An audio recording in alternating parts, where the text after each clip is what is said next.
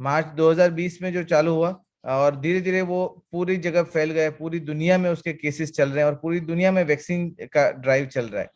तो पहले हम कोविड के बारे में बात करेंगे, फिर कोविड के सामने बॉडी कैसे फाइट करता है वो बात करेंगे, वैक्सीन क्या है वो बात करेंगे, और लास्ट में वैक्सीन हमको कैसे हेल्प करता है और वैक्सीन के बारे में क्या क्या गलत फहमियां लोगों के मन में है इसके बारे में बात करेंगे। इस तरह से हम बात करेंगे।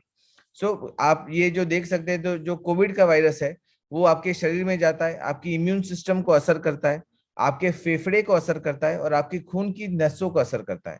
जब आपके फेफड़े को असर करता है तब आपको सांस लेने में दिक्कत होना चालू होता है, खांसी आता है। अगर आप सीटी स्कैन कराए तो उसमें कोविड स्कोर आप जो आता है वो निकलता है, और ये प्रॉब्लम होते हैं। जब आपकी खून की नसों में जो जाके असर करता है तो खून की नसें बंद हो जाती है, और नसें बंद हो जाने के कारण कई लोगों को हार्ट अटैक आता है, कई लोगों को स्ट्रोक यानी ये लकवा लगता है, कई लोगों को हाथ या पैर में ऐसा हो सकता है। तो ये इसको कोएगुलोपैथी बोलते हैं हमारी भाषा में। तो ये सब होता है, और इसके कारण किडनी को असर होता है, ऐसे पूरी बॉडी को असर होता है, इससे इंसान की जान को खतरा होता है। तो ये इस तरह से कोविड काम करता है। अभी अगर आप ये इमेज देख रहे हैं तो इसमें आपको कोविड के कारण फेफड़े में कैसा असर होता है वो दिखाया गया है। जो आप यहाँ पे देख रहे हैं व्हाइट व्हाइट जो पैचेस आपको दिख रहे हैं, छोटे छोटे पैचेस, वो दिखा रहा है कि कोविड के कारण वहां पे सूजन आता है। वहां पे सूजन आता है तो वहां से आपका जो ऑक्सीजन का ट्रांसफर होता है वो रुक जाता है। जब ऑक्सीजन का ट्रांसफर रुक जाता है तो बॉडी में ऑक्सीजन कम हो जाता है। तो हम ये देखते हैं कि आपका एसपीओ2 फॉल हो जाता है, एसपीओ2 कम हो जाती है, यानी बॉडी में ऑक्सीजन की कमी हो जाती है, तो सांस फूलना बढ़ जाता है। और जब भी ऐसा सूजन आता है तो इंसान को खांसी आती रहती है, या चलने पे सांस फूल जाती है, या बैठे बैठे सांस फूलने लगती है। जब ये जो सफेद भाग है वो बढ़ता रहता है, वैसे कोविड बढ़ता रहता है, और फिर जैसे कोविड कम होता है तो ये सफेद भाग भी कम हो जाता है। तो इस तरह से लंग को कोविड असर करता है।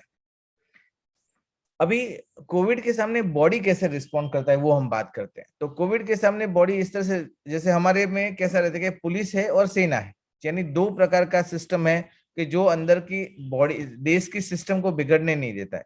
तो पुलिस जो सिस्टम है, जिसको हम एंटीबॉडी मीडिएटेड रिस्पॉन्स, यानी एक एंटीबॉडी बनता है जो कोविड के सामने लड़ता है, जो पुलिस की तरह काम करता है। जब कोविड आता है तो उसके सामने अपने को रक्षण करता है। दूसरा एक सेल मीडिएटेड इम्यून रिस्पॉन्स है, वो सेना की तरह काम करता है। यानी जब ज्यादा हो जाता है कोविड, तब ये दोनों मिल के काम करेंगे, तभी देश अच्छा रह पाएगा। वैसे जब भी आपका कोविड ज्यादा हो जाता है तब आपका एंटीबॉडी मीडिएटेड रिस्पॉन्स और सेल मीडिएटेड इम्यून रिस्पॉन्स ये दोनों रहेगा, तब जाके आपका बॉडी काम करेगा। यानी आपके पास दो सिस्टम है जो आपकी बॉडी को बचाते हैं, एक एंटीबॉडी मीडिएटेड रिस्पॉन्स और एक सेल मीडिएटेड इम्यून रिस्पॉन्स। तो ये क्या होता है ये थोड़ा मैं समझा दूं ताकि आप समझ सकें। सेल्यूलर इम्यूनिटी यानी वो क्या होता है कि जब आपका कोविड आपके शरीर में जाता है तो उस वायरस को कुछ सेल जो इम्यून सिस्टम के सेल हैं वो खा जाते हैं और उसको मार देते हैं, उसको सेल्यूलर इम्यूनिटी बोलते हैं। एंटीबॉडी मीडिएटेड इम्यून रिस्पॉन्स क्या होता है, जो बाजू में दिखा है कि एक जात का प्रोटीन बनता है जिसको एंटीबॉडी बोलते हैं। ये प्रोटीन आपके कोविड वायरस पे जाके चिपक जाता है और वो वायरस को वहां खत्म करता है। यानी आपका शरीर दो तरह से खत्म करता है, एक तो डायरेक्टली कोविड को खत्म करता है और एक एंटीबॉडी चिपका के खत्म करता है। तो इस दो तरह से कोविड के सामने शरीर लड़ता है। तो अभी कोविड वैक्सीन कैसे काम करता है, तो अभी किसी एक इंसान को कोविड एक बार हुआ तो दूसरी बार होने का चांस बहुत कम है, क्योंकि बॉडी को इम्यून सिस्टम को एक बार पता चल गया कि भाई ये कोविड ऐसा दिखता है, इसमें ये प्रोटीन होते हैं, तो उस प्रोटीन के सामने बॉडी लड़ने के लिए प्रोटीन बना देता है। ऐसे लड़ने वाले प्रोटीन बन जाते हैं तो दूसरी बार भी कोविड वायरस अपने शरीर में आता है, उसके सामने बॉडी लड़ने लगता है।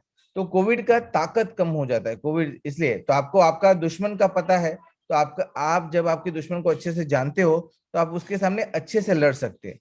तो वैक्सीन का मतलब यह है कि आप कोविड वायरस आपको लगे उसके पहले आप आपके शरीर को कोविड का वायरस कैसे रिएक्ट करता है वो बताएं, तो आपका इम्यून सिस्टम वो सीख जाए, तो नेक्स्ट टाइम जब भी कोविड होगा तो आपका बॉडी उसके सामने अच्छे से लड़ सकेगा। ये पूरा काम है कोविड वैक्सीन का। तो आप ये जो देख रहे हैं वो कोविड वायरस का स्ट्रक्चर है, इस ऐसा दिखता है कोविड वायरस, जिसमें बाहर का एक आवरण रहता है और अंदर की बाजू जो रहता है उसको आरएनए बोलते हैं। अभी आप ये आवरण में जो बाहर की बाजू देख रहे हैं इसको स्पाइक प्रोटीन बोलते हैं, बराबर। सॉरी, ये स्पाइक प्रोटीन, ये जो दूसरा है जो स्पाइक प्रोटीन जो है, स्पाइक प्रोटीन के सामने ये आपका अगर एंटीबॉडी बनता है तो आपको कोविड के सामने रक्षण मिल सकता है।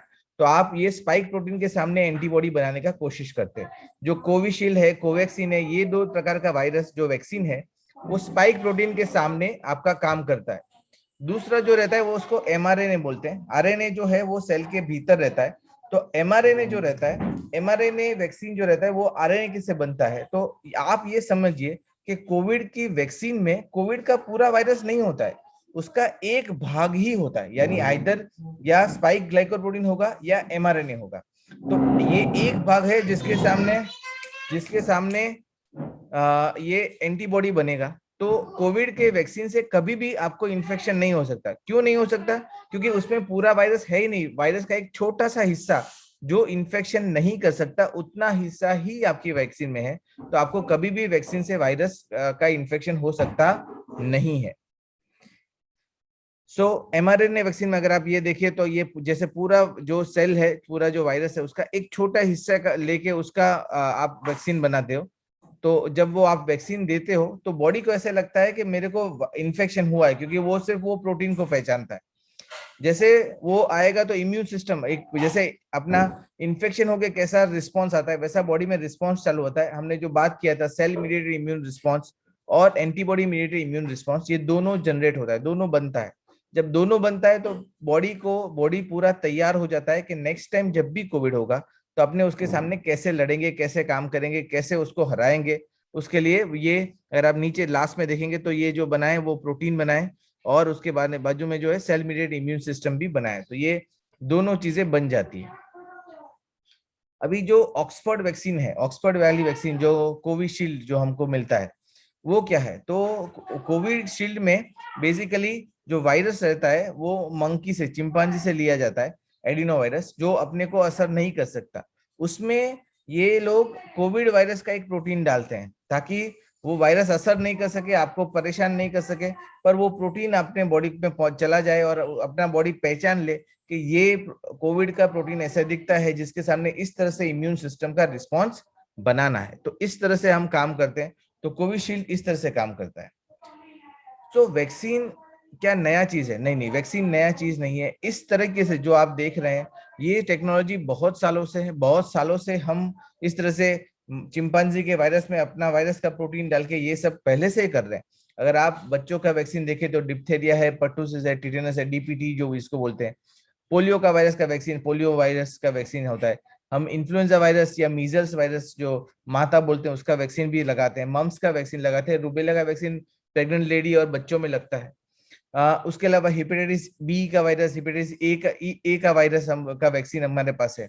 कुछ कुछ बीमारियां तो हमने संपूर्ण नाबूद कर दी हैं जो पूरी तरह से चली गई हैं वैक्सीन के बाद। जैसे शीतला करके जो हम स्मॉल पॉक्स जो बोलते थे, वो 1976 से पूरी दुनिया में कहीं नहीं हो रहा है, क्योंकि वैक्सीन से उसको पूरी तरह से निकाल दिया गया। पोलियो जो इंडिया में लास्ट 7-8 साल से पोलियो के कोई भी केस नहीं होता, क्योंकि वैक्सीन से हमने पूरा तरीके से पोलियो को खत्म कर दिया है। तो आपका कोवैक्सीन या कोविशील्ड जो है वो इसी मेथड पे काम करता है, जो मेथड से आपका पोलियो का वैक्सीन या डीपीटी वैक्सीन या डिप्थीरिया का वैक्सीन जो काम करता है, आप वही वैक्सीन ले रहे हो, उसके जैसा ही टेक्नोलॉजी है, कोई नया टेक्नोलॉजी नहीं है। अभी जो प्रॉब्लम है वो एमआरएनए वैक्सीन का है, जो नया टेक्नोलॉजी है, जो अभी अभी आया है, पहले ये नहीं था। पर ये पिछले 20 साल से ये टेक्नोलॉजी बन रहा है, ऐसा नहीं कि आज ही बनाया है, पर 20 साल से बन रहा है।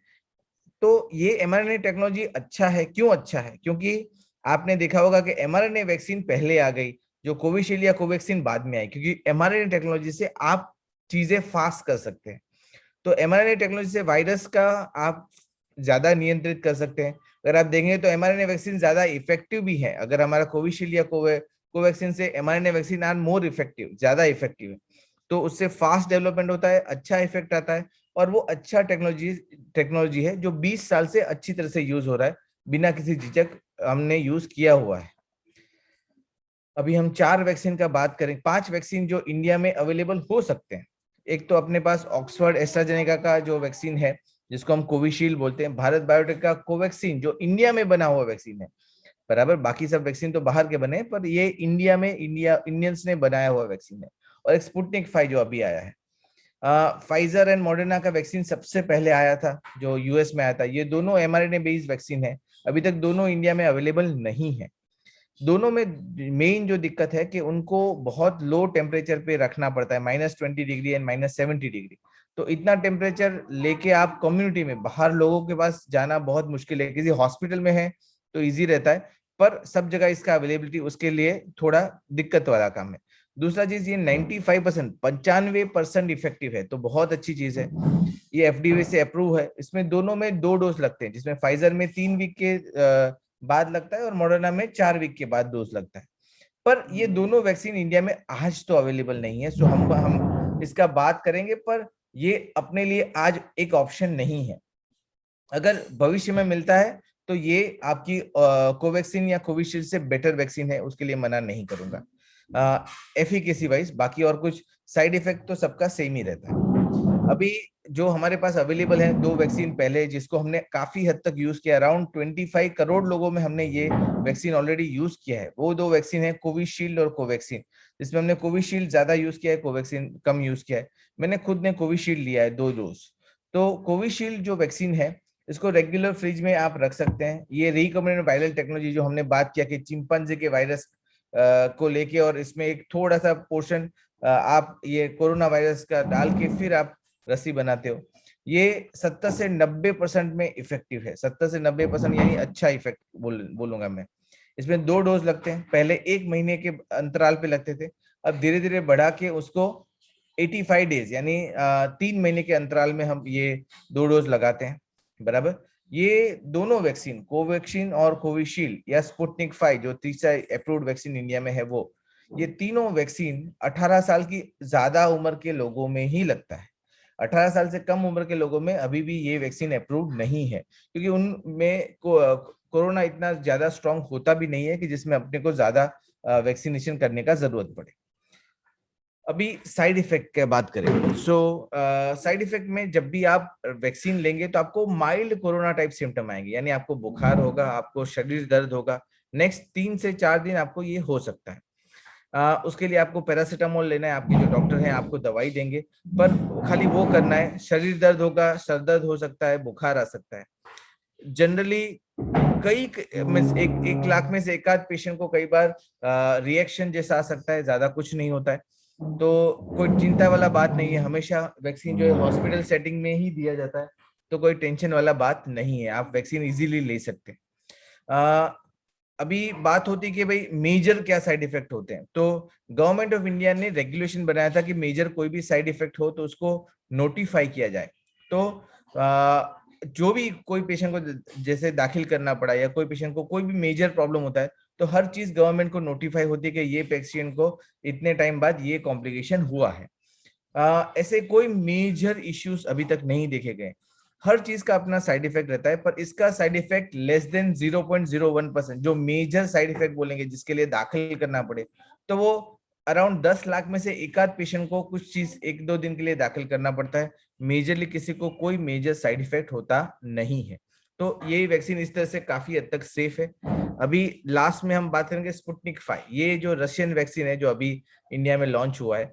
सो ये भी काफी अच्छा वैक्सीन है। इसका एफिकेसी अराउंड 91 to 95% है, तो it is effective as Moderna and Pfizer जो mRNA वैक्सीन के जितना ही इफेक्ट है, ऐसा नहीं है कि कम है। इसका भी 2 डोज होता है। सो बेसिकली कोई भी कोरोना की वैक्सीन का जनरली 2 डोज लगते हैं, अलग अलग अंतराल पे लगते हैं, 3 वीक से लेके 12 वीक तक, पर 2 डोज जनरली लगते हैं। सिर्फ जॉनसन एंड जॉनसन का जो वैक्सीन है जो अभी अंडर ट्रायल है, जिसमें 1 डोज लगता है, बाकी सब वैक्सीन के 2 डोज लगते हैं। अभी हम बात करेंगे 3 वैक्सीन जो इंडिया में अवेलेबल है, कोवैक्सीन, कोविशील्ड एंड स्पुतनिक 5। ये 3 वैक्सीन जो इंडिया में अवेलेबल है आज की तारीख में। ओके, सो ये जो तीनों का थोड़ा जो जिस तरह से बनाया गया है वो चीज अलग है। जो स्पुतनिक 5 है वो मॉडिफाइड ह्यूमन एडिनोवायरस वेक्टर, जैसे मैंने पहले बताया था वो है। वो कोविशील्ड है वो चिंपांजी के एडिनोवायरस में बनाया गया है, और कोवैक्सीन है वो इनएक्टिव वायरस का प्रोटीन है। पर बाकी सब सेफ है, तीनों की तीनों कंप्लीटली सेफ है, कोई दिक्कत नहीं है। अभी उनका प्रोटेक्शन कितना रहता है, कितना प्रोटेक्शन ये प्रोवाइड करते हैं। सो जो कोविशील्ड है उसका प्रोटेक्शन अराउंड 70% रहता है। 70% यानी अगर 10 लोगों ने वैक्सीन लिया है तो 7 लोगों को कोरोना नहीं होगा, ये बात है। 3 लोगों को जिनमें कोरोना होगा उनको भी माइल्ड कोरोना होगा, उनमें हॉस्पिटल के दाखिल करने का या वेंटिलेटर पे जाने का चांसेस बहुत कम हो जाता है। तो जो महत्व का है, जो स्पुतनिक 5 है उसका एफिकेसी 91% है, और जो अपना कोवैक्सीन है उसका जो रिजल्ट है वो अराउंड 80 to 90% है अभी तक। तो ये तीनों वैक्सीन काफी हद तक इफेक्टिव है। जो दो सबसे ज्यादा इफेक्टिव वैक्सीन बोला जाता है वो फाइजर एंड मॉडर्ना का जो वैक्सीन 95% इफेक्टिव बोला जाता है, पर उनका भी जो डेल्टा वेरिएंट के सामने उनका एफिकेसी है तो वो कम है। तो अपने इंडिया में तो मैं हमेशा प्रिफर करूंगा कि हमको कोवैक्सीन या कोविशील्ड ले, बिकॉज वो अपने लिए ज्यादा महत्व का रखता है और इंडियन वेरिएंट के सामने उनका एफिकेसी काफी अच्छा है, जो फाइजर का अभी तक इतना प्रूव नहीं हुआ है। अभी कौन वैक्सीन ले सकता है, मतलब अभी हर एक इंसान वैक्सीन ले सकता है या कोई और? तो हर 16 से ज्यादा, सॉरी 18 से ज्यादा की उम्र का वैक्सीन इंसान वैक्सीन ले सकता है। जो मॉडर्ना और फाइजर का वैक्सीन है वो 16 से ज्यादा की उम्र में रिकमेंडेड है, पर बाकी सब वैक्सीन 18 से ज्यादा की उम्र में रिकमेंडेड है। आपको बाकी सब बीमारी में आप वैक्सीन ले सकते हो। हाँ, आपका बीमारी कंट्रोल होना चाहिए। जैसे मेरे को डायबिटीज और मेरा शुगर 600 रहता है तो पहले मेरे को शुगर कंट्रोल करना चाहिए और फिर वैक्सीन लेना चाहिए। वैक्सीन लेने के लिए मेरे को कोई कॉन्ट्राइंडिकेशन नहीं, मैं डायबिटीज के साथ वैक्सीन ले सकता हूँ, पर मेरे बीमारी को कंट्रोल करके लेना चाहिए। जैसे मेरे को बीपी है और मेरा बीपी 230 रहता है और मैं वैक्सीन लूँ तो ठीक नहीं है। मतलब पहले मेरे को बीपी कंट्रोल करो, 2 दिन बाद वैक्सीन लो, कोई प्रॉब्लम नहीं है। यानी वैक्सीन हर एक इंसान ले सकता है, पर हर एक इंसान को पहले आपका जो मेन बीमारी है उसको कंट्रोल करने के बाद वैक्सीन लेना चाहिए। ओके, सो जो मेरे पेशेंट रहते हैं वो सब आर्थराइटिस वाले रहते हैं, जिनको वाह रहता है, बराबर। तो क्या वाह के पेशेंट वैक्सीन ले सकते हैं या नहीं ले सकते? बिल्कुल, वाह के पेशेंट हमेशा वैक्सीन ले सकते हैं। वैक्सीन लेने में कोई भी दिक्कत उनको है नहीं, उनको रसी तो लेनी ही चाहिए। ये सब पेशेंट इम्यूनोसप्रेस है, मतलब उनको इनका इम्यून सिस्टम गलत तरीके से काम करता है, उसी कारण उनको वाह होता है। तो आप उसके इम्यून सिस्टम को स्ट्रांग बनाने के लिए आप सॉरी उसको उसको थोड़ा कंट्रोल करने के लिए आप दवाई देते हैं। तो उसके लिए ऐसे पेशेंट को तो वैक्सीन लेना ही चाहिए। हाँ, मैं ये बोलूंगा कि अगर आपको कुछ क्वेरी है तो आपके डॉक्टर से बात कीजिए। अगर आपने रिसेंटली रिटुक्सेमैब लिया है जो इंजेक्शन रहता है, तो आपको थोड़ा वैक्सीन लेट लेना चाहिए, पर बाकी ऐसा कोई प्रॉब्लम नहीं है वैक्सीन लेने में। आपका बाकी कोई भी दवाई चल रहा हो आप वैक्सीन इजीली ले सकते हैं। हाँ, अगर आप हाई डोज स्टेरॉइड का डोज आपका बहुत ज्यादा चल रहा है, आपको अभी अभी रिटुक्सेमैब दिया गया है, या अभी आप और कोई टाइप के इंजेक्शंस ले रहे हैं, तो आप आपके डॉक्टर से हमेशा कांटेक्ट कीजिए कि भाई क्या मेरे को वैक्सीन लेना चाहिए, और लेना चाहिए तो कब लेना चाहिए। ले तो सब सकते हैं, पर वो इंजेक्शन के कितने दिन बाद और ये डिसीजन रहता है, पर बाकी आप ले सकते हैं, उसमें कोई प्रॉब्लम नहीं है। अगर आप देखें तो 50 की उम्र के काफी लोगों को डायबिटीज और बीपी होता है, तो ये दोनों पेशेंट्स वैक्सीन ले सकते हैं, इजीली ले सकते हैं, बिना किसी झिझक के ले सकते हैं, दोनों डोज ले सकते हैं, और उनको उनका डायबिटीज और बीपी कंट्रोल करके लेना चाहिए। बिना, अगर बहुत कंट्रोल नहीं है तो थोड़ा डिफर करके, यानी एक हफ्ता 10 दिन अच्छा कंट्रोल करने के बाद वैक्सीन इजीली ले सकते हैं, कोई प्रॉब्लम नहीं होता है। वैक्सीन का किडनी पे, डायबिटीज के पे, बीपी पे कोई असर होता नहीं है, तो ऐसा कोई चिंता करने वाला बात नहीं रहता है। ये एक बहुत बड़ा क्वेरी था कि कोविड के वैक्सीन लेने के बाद क्या कोविड हो सकता है क्या, या ये क्या हुआ कि जो अपना सेकेंड वेव आया उस टाइम एडल्ट्स का वैक्सीनेशन चालू हुआ था, अराउंड 15-20 दिन हुए थे और अपना सेकेंड वेव चालू हो गया था। तो कई लोगों को लगा साहब मैंने कोविड का वैक्सीन लिया इसके कारण मेरे को कोविड हो गया। ऐसा नहीं है। जो हमको समझने का जरूरत है कि कोविड का वैक्सीनेशन लेने के बाद, जैसे फर्स्ट आपने वैक्सीन लिया तो आपको अराउंड 21 दिन के बाद 40% प्रोटेक्शन मिलता है। जब आप 2 डोज लेते हैं, 2 डोज कंप्लीट करते हैं, उसके 15 दिन बाद, यानी सेकेंड डोज के 15 दिन बाद आपको प्रॉपर प्रोटेक्शन, जो आप बोलते हैं 70 to 90% प्रोटेक्शन है, वो सेकेंड डोज के 15 दिन बाद मिलता है। तो आपको जो समझने का जरूरत है, तो अगर आपको कोविड वैक्सीन लिया है और आपका सेकेंड डोज का 15 से 20 दिन नहीं हुआ है, तब तक आपको कोविड हो सकता है, इजीली हो सकता है। वो वैक्सीन के कारण नहीं है, पर आपका वैक्सीन ने अभी असर चालू नहीं किया है, उसके कारण आपको कोविड हो रहा है। तो ये समझने का आपको जरूरत है। कुछ लोग सोचते हैं कि कोविड का रसी बहुत जल्दी जल्दी बना दिया गया है ताकि, इसलिए वो इतना सुरक्षित नहीं है। इसके लिए प्रॉपर क्लिनिकल ट्रायल होते हैं। जब आपके पास रसी आता है उसके पहले उसको फेज 1, फेज 2, फेज 3 करके क्लिनिकल ट्रायल होते हैं। 3 फेज में से पसार होता है। अराउंड 40,000 लोगों पे पहले चेक होता है, उसके बाद आपको वैक्सीन दिया जाता है, उसके पहले आपको वैक्सीन नहीं दिया जाता। तो ये कंप्लीटली सेफ है। आज भी वैक्सीन के कारण कोई भी कॉम्प्लिकेशन होता है तो वो गवर्नमेंट में नोटिफाई होता है। तो हर चीज देखा जा रहा है, पूरे वर्ल्ड में देखा जा रहा है। थोड़े से जो प्रॉब्लम मिले थे वो कोई भी मेजर प्रॉब्लम आज तक नहीं मिला है। थोड़े थोड़े क्लॉटिंग इंक्रीज होने के प्रॉब्लम मिले थे जो कोविशील्ड के कारण मिले थे। थोड़े कुछ पेशेंट को बेल्स पाल्सी करके वो मिले थे जो फाइजर के बाद मिले थे। कुछ पेशेंट को रिएक्शन के प्रॉब्लम मिले थे। ये सब होता है। पर अगर आप मेरे को ओवरऑल पूछे तो overall it is very safe vaccine. बराबर। प्रॉब्लम हर चीज में होते हैं। कोविड होता है तो कितने कॉम्प्लिकेशन होते हैं? कोविड के कारण होने वाले कॉम्प्लिकेशन अराउंड 20% है। जब इसके कारण होने वाले कॉम्प्लिकेशन उससे अराउंड 10,000 गुना कम है, यानी 0.02% पेशेंट में थोड़े से कॉम्प्लिकेशन होते हैं। मेजर कोई कॉम्प्लिकेशन होते नहीं है। कुछ कुछ लोगों को लगता था कि कोविड वैक्सीन में उन्होंने ट्रैकिंग डिवाइस डाला है ताकि वो लोग ट्रैक कर सके कि ऐसा होगा वैसा होगा। नहीं नहीं, ऐसा कुछ नहीं है। ऐसा कोई ट्रैकिंग डिवाइस नहीं डाला है। ये मेनली बात चली थी एमआरएनए वैक्सीन के लिए कि एमआरएनए वैक्सीन एक ट्रैकिंग डिवाइस है। ऐसा नहीं है, एमआरएनए वैक्सीन से कोई ट्रैकिंग नहीं होता है। एमआरएनए एक प्रकार का प्रोटीन रहता है, उससे कोई ट्रैकिंग कभी भी पॉसिबल नहीं है। सो आप बिना झिझक चिंता किए बिना वैक्सीन ले सकते हैं।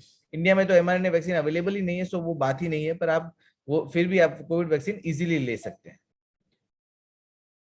कुछ कुछ लोगों को लगा कि कोविड वैक्सीन से एलर्जिक रिएक्शन होते हैं और बहुत सीरियस साइड इफेक्ट होते हैं। ये बिल्कुल गलत है। ये इस चीजों के पीछे मैं मीडिया को जिम्मेवार ठहराऊंगा। मीडिया ने जो चीज अच्छी है उसको बताने की जगह सनसनीखेज चीजों को दिखाने का कोशिश किया है। तो जो इसका रियल इफेक्ट है वो कोई ने दिखाया नहीं है। अभी मैं आपसे ये बात करूंगा, अगर आपने देखा हो तो आपने सुना भी होगा और आपने महसूस भी किया होगा कि कोविड के फर्स्ट वेव में काफी सारे डॉक्टर्स को इफेक्ट हुआ था।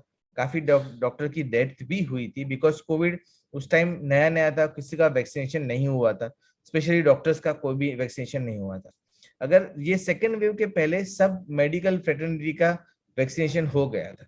तो आप वार्ड बॉय बोले, नर्स बोले, डॉक्टर बोले, हर एक का वैक्सीनेशन हो गया था। तो इस टाइम मैंने कोविड के कारण होने वाली डेथ या हॉस्पिटल एडमिशन अमॉन्ग्स डॉक्टर, जो डॉक्टर को हॉस्पिटल में दाखिल होना पड़ा कोविड के कारण, वो काफी कम देखा है। ये मेरा खुद का पर्सनल एक्सपीरियंस है कि कोविड के कारण जब वैक्सीनेशन जिन्होंने लिया हुआ है उनको ज्यादा दाखिल होने का जरूरत नहीं पड़ता है। तो ये हमने सबने देखा है, महसूस भी किया है। उसके कारण बोल रहा हूँ कि वैक्सीन सेफ है, अच्छा है। मैंने खुद ने जनवरी में वैक्सीन लिया था, अभी तक मेरा सब बराबर चल रहा है, कोई प्रॉब्लम नहीं हुआ है। So it is safe. There are no major side effect. कोई मेजर साइड इफेक्ट मुझे भी नहीं हुए और मेरे दोस्तों को भी नहीं हुए। सो जिनको एक बार कोविड हुआ, क्या उनको वैक्सीन लेना चाहिए या नहीं लेना चाहिए? अगर आपको एक बार कोविड हुआ है तो भी आपको वैक्सीन लेना चाहिए। कई लोग बोलते हैं कि एक डोज लेंगे तो भी इफेक्टिव है, 2 डोज का जरूरत नहीं है। मैं ये बोलता हूँ कि हाँ, भगवान ने जब आपको कोविड होता है तो भगवान ने आपको एक कोविड का वैक्सीन का एक डोज दे दिया है। दूसरा डोज आप ले लो एटलीस्ट। मैं तो ये रेकमेंड करूंगा आप दोनों डोज वैक्सीन के लो ही लो, ऐसा नहीं कि नहीं लो।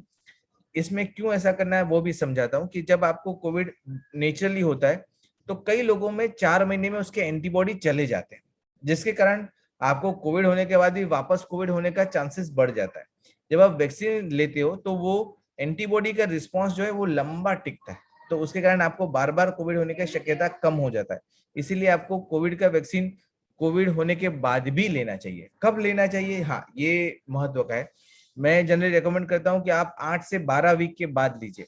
जैसे आपको अभी कोविड हुआ है, जैसे 19 जून को, तो आप जो वैक्सीन लेंगे वो 19 अगस्त से लेके 19 सितंबर के बीच में 8 से 12 वीक के बीच में ले सकते हैं। सो क्या कोविड के कारण दूसरी बीमारी, कोविड वैक्सीन के कारण दूसरी बीमारी हो सकती कि नहीं? नहीं नहीं, कोविड वैक्सीन के कारण कोई बीमारी नहीं हो सकती। जब आपको कोविड होता है तो कोविड सेल बहुत सारा प्रॉब्लम करता है। जैसे अपने अभी आपने सबने ब्लैक फंगस सुना होगा, लोगों को डायबिटीज हो जाता है कोविड के बाद, ये सब सुना होगा। पर कोविड वैक्सीन के बाद ऐसा कुछ होता नहीं है। सो ऐसा चिंता करने का जरूरत नहीं रहता है। सो ये हमने बात कर लिया। क्या मैं, अगर मेरे को फूड एलर्जी है तो क्या मैं कोविड वैक्सीन ले सकती हूँ या नहीं ले सकती? फूड एलर्जी के पेशेंट कोविड वैक्सीन इजीली ले सकते हैं, उनको कोई प्रॉब्लम नहीं होता है। हाँ, मैं ये रेकमेंड हमेशा करूंगा कि आपको एक चीज का एलर्जी हुआ है तो आप कोविड वैक्सीन हमेशा हॉस्पिटल सेटिंग में लीजिए। कभी भी ये स्कूल्स में या यहाँ कहीं देते हो या आपकी सोसाइटी में देने आए हो तब मत लीजिए। उसका कारण ये है कि आपको ऑलरेडी एलर्जी है, तो आप हॉस्पिटल में बाई चांस आपको एलर्जी होता है, जिसका चांसेस बहुत कम है, पर फिर भी अगर आपको होता है तो आप हॉस्पिटल में हो तो उसका इजीली उसका इंजेक्शन दे सकते हैं, तो ऐसा कोई मेजर प्रॉब्लम होता नहीं है। अगर कोई लेडी प्रेग्नेंट है या कोई लेडी ब्रेस्ट फीडिंग करा रही है तो क्या उनको कोविड वैक्सीन दे सकते कि नहीं दे सकते? So covid vaccine is perfectly safe in any patient जो ब्रेस्ट फीडिंग करा यानी बच्चे को दूध पिला रहा हो, या जो लेडी प्रेग्नेंट हो उनको भी आप कोविड वैक्सीन दे सकते हैं। ये वायरस मदर में से यानी माँ में से बच्चे में ट्रांसफर नहीं होता है, तो आपको वो चिंता करने का जरूरत नहीं रहता है।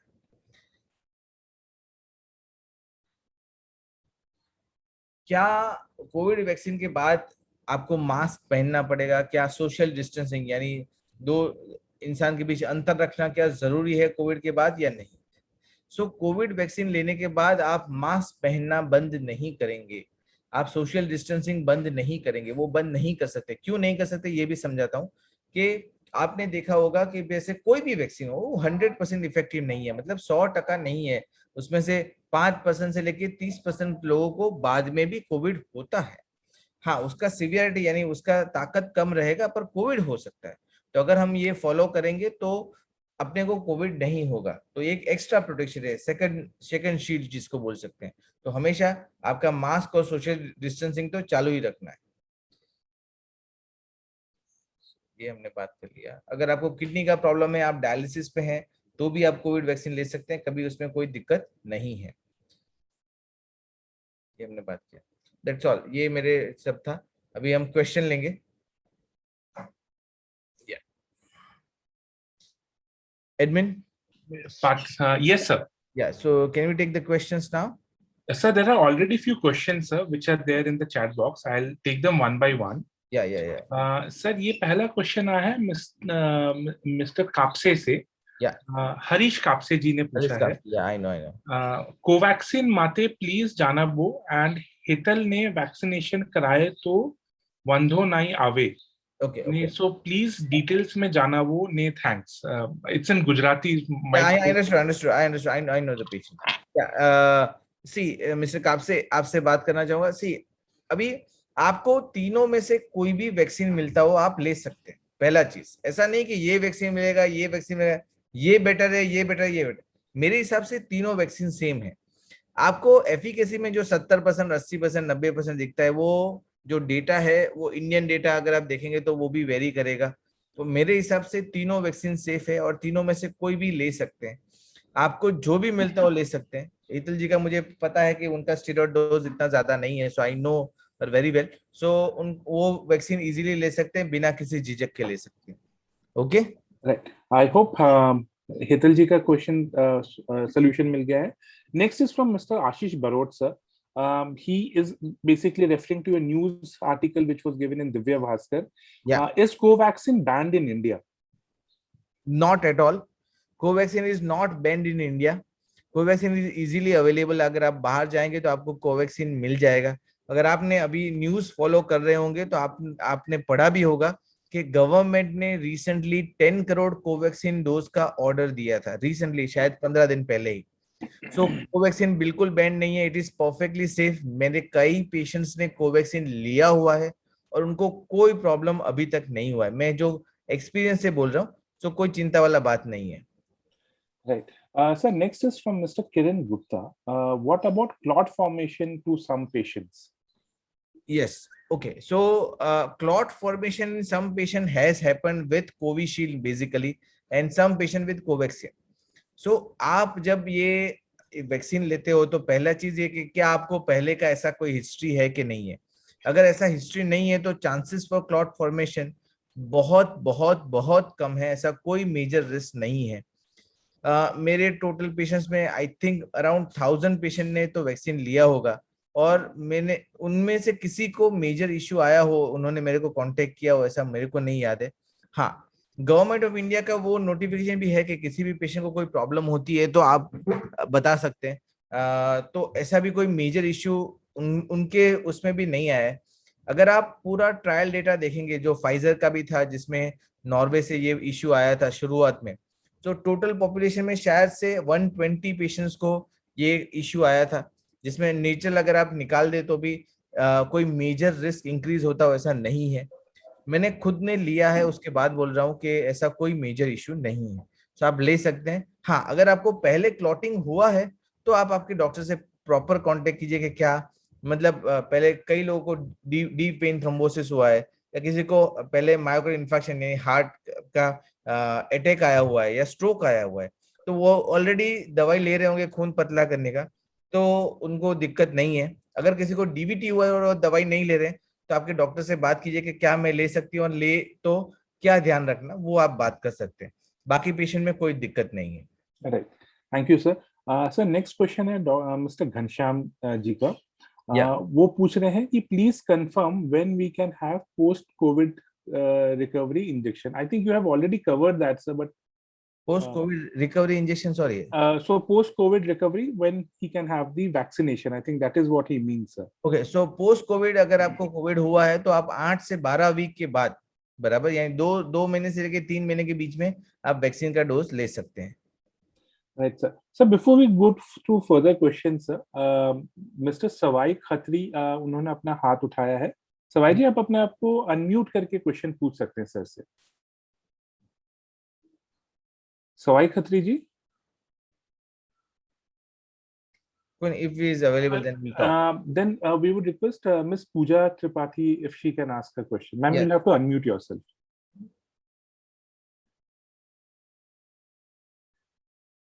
मैम आपको अनम्यूट करना पड़ेगा। Yeah, I am. Can you hear Hi, me? hi, Miss Pooja. Hi. Sir, I discussed with you whatever symptoms I had Yeah. after my first dose. Yeah. Second dose के बाद भी same ही symptom रहेंगे या थोड़ा mild होंगे? थोड़े increase हो सकते हैं कई बार। इंक्रीज भी हो सकता है। बेसिकली सिम्टम्स क्यों आते हैं ये समझिए आप, कि मेरे को वैक्सीन लेने के बाद क्या क्यों सिम्टम आते हैं।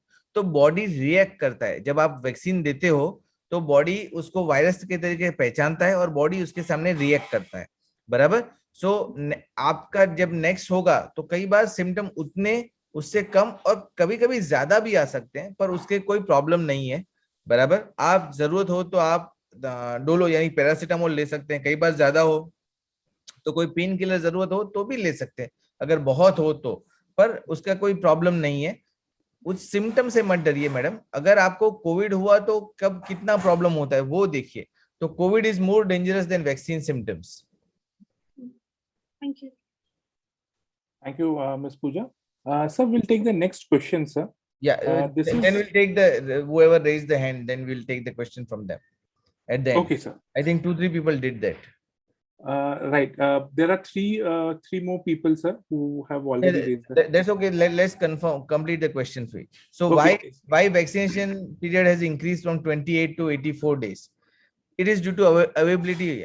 So it might be due to availability. See, वो हमारा मेन इश्यू नहीं है। जब मैंने वैक्सीन लिया तब 28 डेज का था, पर तब भी ये डेटा आ गया था कि if you take the vaccine at a longer interval it might work better. जैसे आपने देखा होगा हेपेटाइटिस बी का वैक्सीन अगर किसी ने लिया हुआ है तो उसका 3 डोज रहता है, 0, 1 एंड 6, बराबर। सो आप जैसे बच्चों में भी आप वैक्सीन देते हो तो आप जो डीपीटी वैक्सीन है तो पहले 6, 8 एंड 14 देते हैं, then you give it at 5 years, बराबर। क्यों? क्यों भाई, वैक्सीन का कई बार डेट मींस वो 2 डोज के बीच का इंटरवल बढ़ाने से उसका एफिकेसी अगर बढ़ रहा हो, अगर वो 70% से ज्यादा 80% पहुंच रहे हैं, तो मैं खुश हो जाऊंगा कि नहीं, डोज बढ़ाने से मेरा मींस डिस्टेंस बढ़ाने से मेरा काम और अच्छा हो रहा है। तो इस तरह से हमको सोचना चाहिए।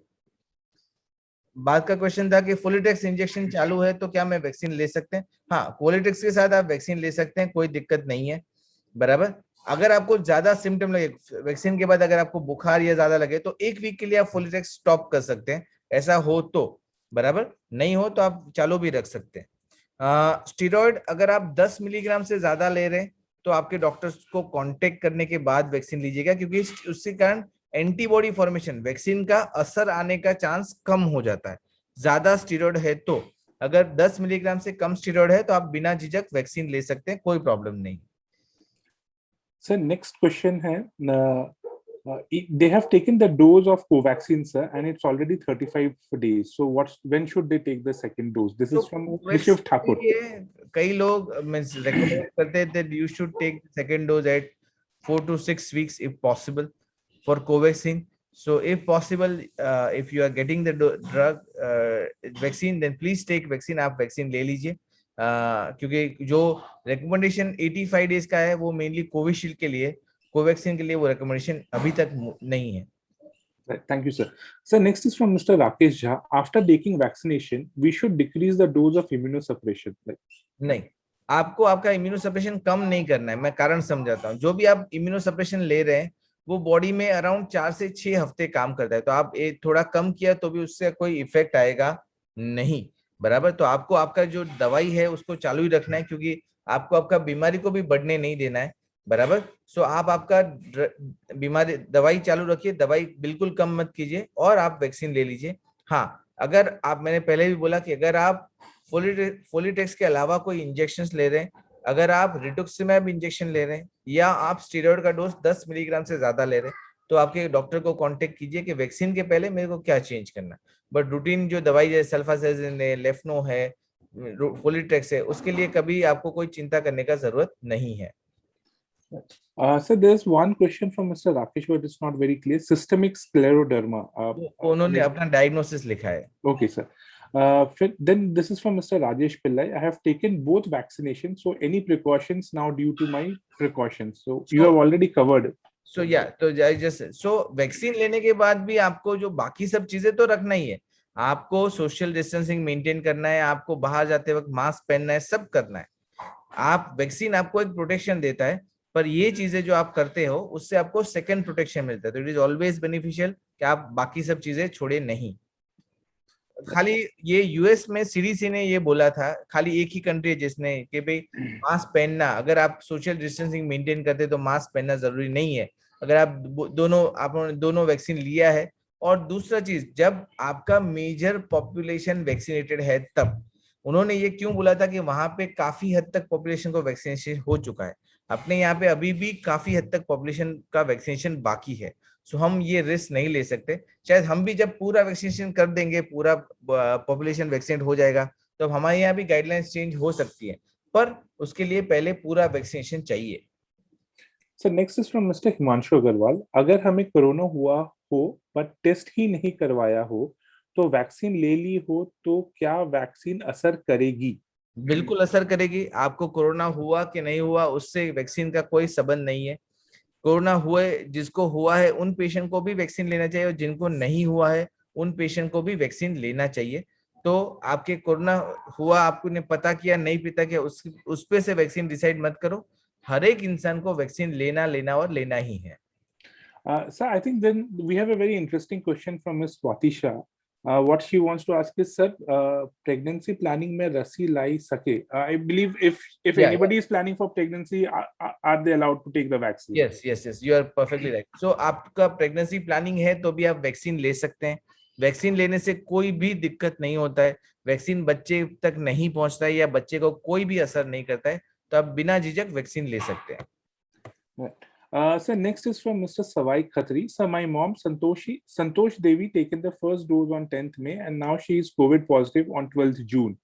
Yeah. Sir, tell me when I should take the second. यही मैं बात कर रहा था, जो आपने मेरा लेक्चर सुना हो तो, कि आपका वैक्सीन लेने के बाद सेकंड डोज के 15 से 21 दिन बाद आपका प्रोटेक्शन चालू होता है। सो दैट्स व्हाई आप पहला वैक्सीन लेने के बाद भी कोविड पॉजिटिव हो सकते हैं। तो आपने जो सेकंड डोज ये हुआ है 12 जून को, अगर आपको ये हुआ है, आपने कोविशील्ड लिया है, तो अभी आप नेक्स्ट डोज जो लेंगे वो 2 महीने बाद, यानी 12 अगस्त के करीब आप नेक्स्ट डोज ले सकते हैं। So then the next question is, have taken both vaccinations, so any precautions now due to medication? I think that is already covered. No precautions. Systemic scleroderma आप वैक्सीन ले सकते हैं, कोई प्रॉब्लम नहीं है। So then it's Mr. Gurjeet. Do we continue immunosuppressants or DMRDS during or after few days of taking vaccines? So DMARS and immunosuppression has to be continued regularly without any change after vaccination. Also, no change in them is necessary. खाली एक मैं बोल दूं कि एक नीरू नायर नायर जी ने पूछा है कि उन्होंने फर्स्ट जब 19 अप्रैल को लिया है, उनको 19 अप्रैल को ही कोविड हो गया था. So when she should take the second shot should, ma'am, that depends on which kind of vaccine you have taken. But if you have taken Covishield, then it should be after 3 months. So it should be around 19th of July, maybe 14th of July. So you can take, and if you're taken Covaxin, then you can take it earlier also. But I prefer you take it around 19th of July only, maybe 1 month from now. So then the next question is from Mr. Rajdeep. I think it would be better if you take it at the end. He is asking about third wave and effect of children. Yes. So we'll park it for the time being, and Yes. at the end we will take it. Next is Miss Sunita.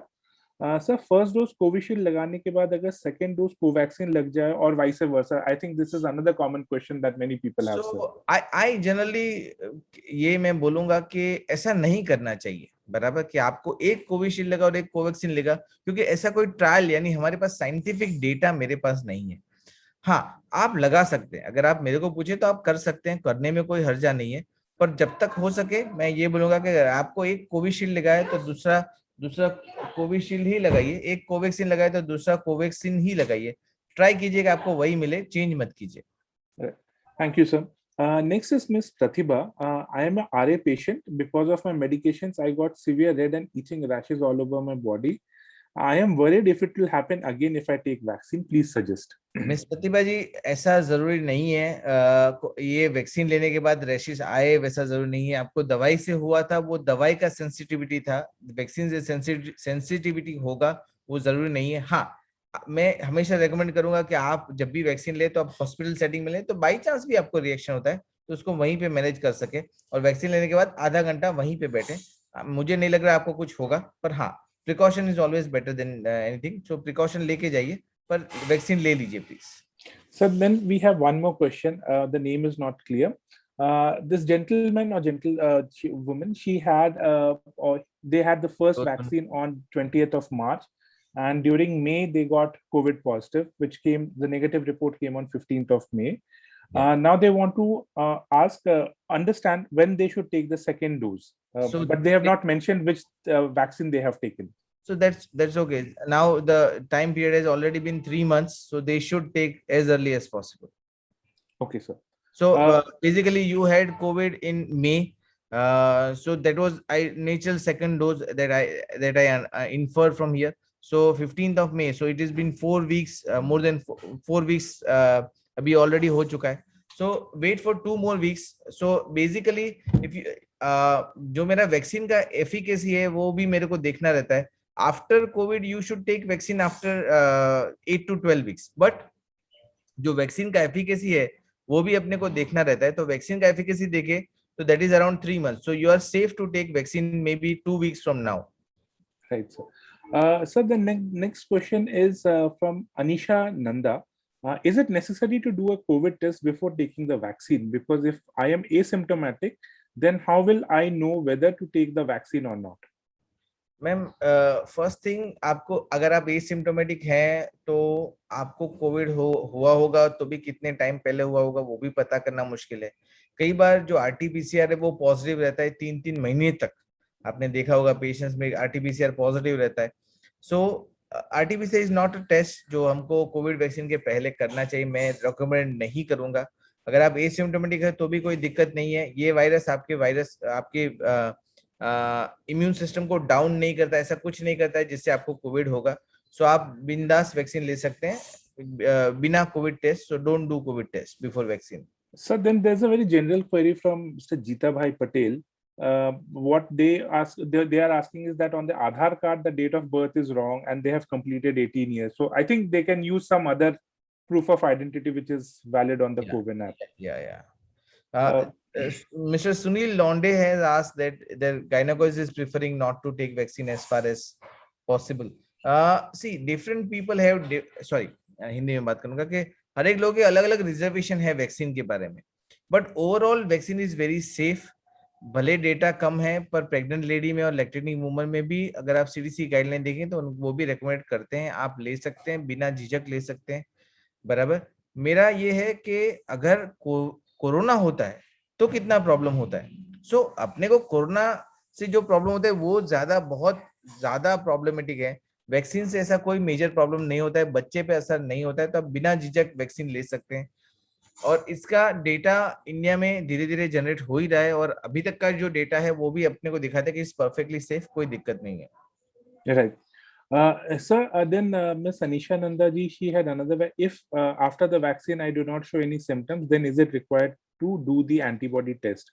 So I also didn't show any symptoms. So some people do not show symptom. It is quite possible that आपका symptom नहीं आए, आपका body अलग तरीके से react करता हो, पर उसके लिए एंटीबॉडी टेस्ट करना जरूरी नहीं है। Antibody test is not recommended. हाँ, अगर आपको क्वेरी लगता है दोनों डोज में कुछ भी नहीं हो रहा है, आपको मन में वो रखता है, तो आप करा लीजिए, आपका एंटीबॉडी पॉजिटिव आएगा। पर आपको चिंता करने का जरूरत नहीं कि इसके बेस पे मेरे को सिम्टम नहीं है तो मेरे को कोई स्ट्रेस लेने का जरूरत है, नहीं, बिल्कुल नहीं। Thank you, sir. Then we have a question from Vaishali Soni. Sir, vaccine lie I तैयारे RNA medicine. समझ गया। सो वैक्सीन जब आप लेते हैं तब आपको रूमेटॉइड आर्थराइटिस का दवाई चालू रखना है, बंद नहीं करना है। Sir, then it's a general question from Mr. Nirav Solanki. My sister wanted to travel to Dubai due to visa expiry. Is there any rule to take 2 doses between 28 days in private hospital? If it will be delayed, then the visa may get cancelled. That's why. See, the issue is very simple. So everything is linked to your Aadhaar card, and you need the certificate that you have taken 2 doses of vaccination, 28 days apart only, and then only you will be allowed. तो आपको जो rules है उसके अनुसार ही करना चाहिए, but you can contact your embassy that how they can help.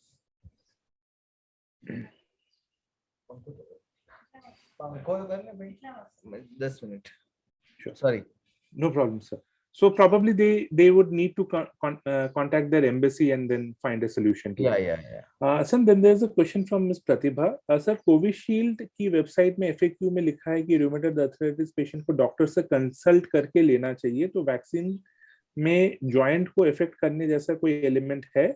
नहीं, joint को कोई अफेक्ट नहीं करता है। वो आपका रूमेटॉइड आर्थराइटिस बढ़ता नहीं है, कम नहीं होता है। वैक्सीन सिर्फ एक ही असर करता है कि वो आपको कोरोना होने से बचाता है, ना वो रूमेटॉइड आर्थराइटिस को बढ़ाता है ना कम करता है। Right. So then we have a next question from Mr. Kiran Gupta. Does the vaccine help in preventing probably the fungal infections that we are hearing about these days? आप ये सोच सकते हैं कि वैक्सीन के कारण आपको ब्लैक फंगस होने का चांस कम होगा। क्यों? क्योंकि वैक्सीन के कारण आपको कोविड कम होगा। आपको कोविड कम होगा, आपको हॉस्पिटल एडमिशन होने का जरूरत कम होगा, ऑक्सीजन का रिक्वायरमेंट कम होगा और वेंटिलेटर का रिक्वायरमेंट कम होगा। तो इस तरीके से आपको फंगस होने का चांसेस कम हो जाता है। बाकी और कोई डायरेक्ट इफेक्ट नहीं है, पर इस तरह से इफेक्ट है।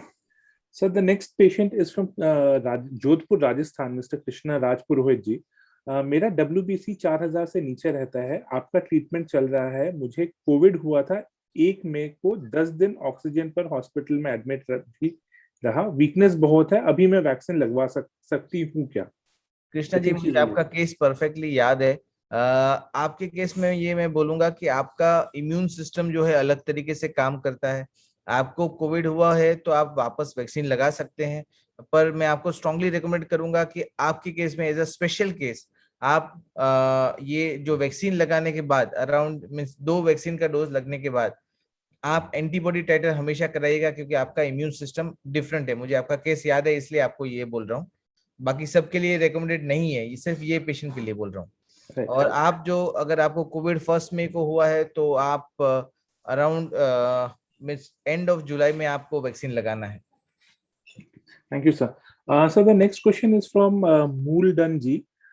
How much vaccination is effective for Delta plus variant and black fungus? I think just black fungus I have already covered. Delta plus variant के लिए मैं बात करना चाहूंगा। So जो रिजल्ट अपने कोविशील्ड के हैं for Delta plus variants are good. So Covaxin and Covishield are effective, वो इफेक्टिव है डेल्टा प्लस वेरिएंट के लिए, तो आप वो ले सकते हैं।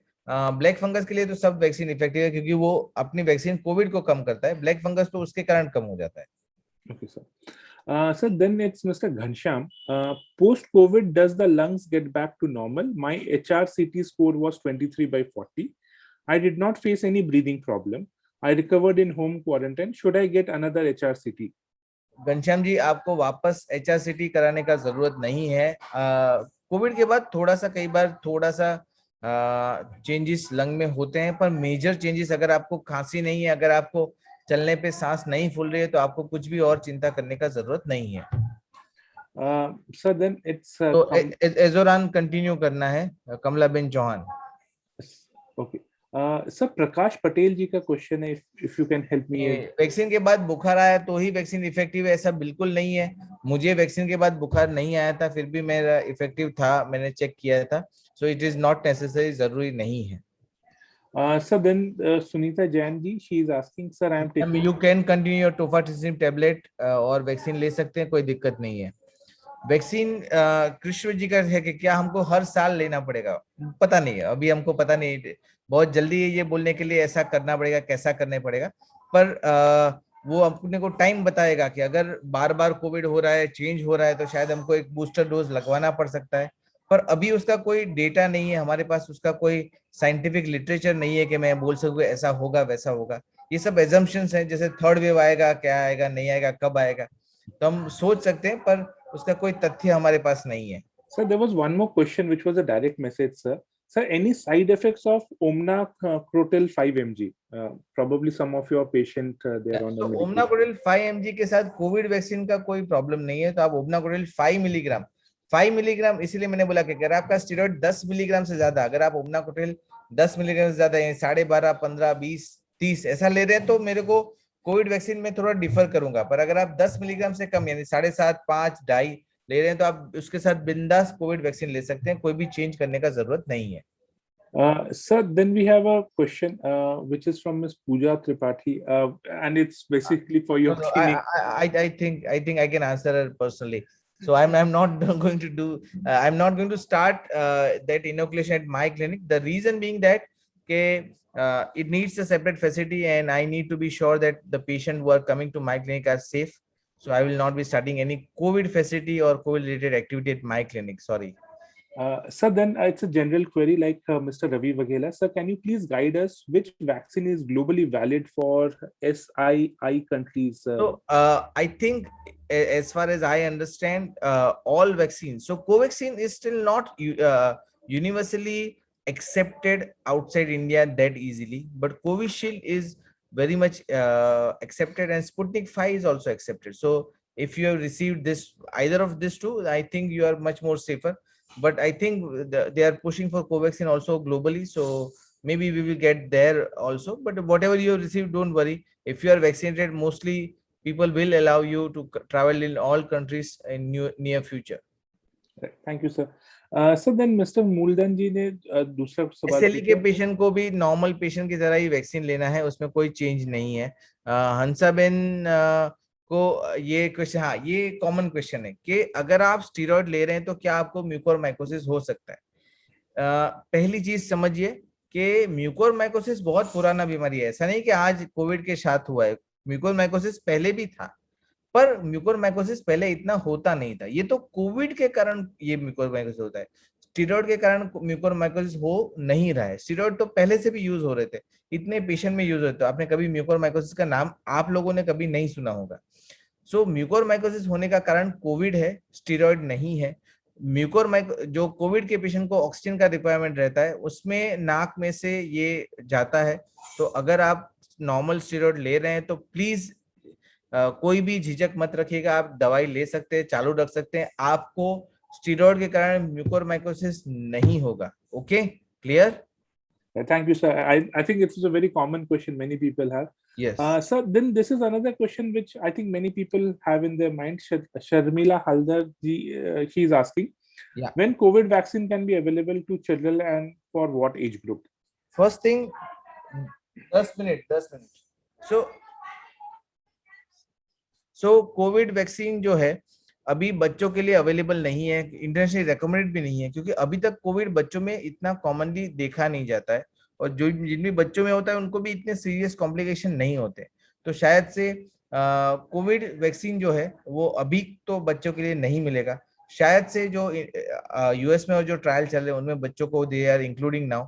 So mostly we will get some more data, but at present बच्चों को जरूरत नहीं है और भविष्य में उनको आएगा. I think time will come कि जब हमको बच्चों को भी देना पड़ेगा, but I think वो 6-12 महीने के बाद, उसके पहले तो नहीं होगा. Sir, and if I am not wrong, even in India at AIIMS New Delhi, they have started the trials for vaccination in children. They have started, but अभी तक बच्चों में इतना होता ही नहीं. तो do we need that? First thing, Exactly. क्या हमको जरूरत है कि नहीं वो? So to all the listeners, like they should not go into rumors. That is a biggest challenge that we see in COVID vaccination. Sir, Mr. Kiran Gupta, Giloy, Tulsi, Ashwagandha, etc. Kadha to take regular or stop after vaccination for precautions. So it's the regular kadha जो घर पे P वो ले सकते हैं, कोई problem नहीं. Mister Khandelwal has written something.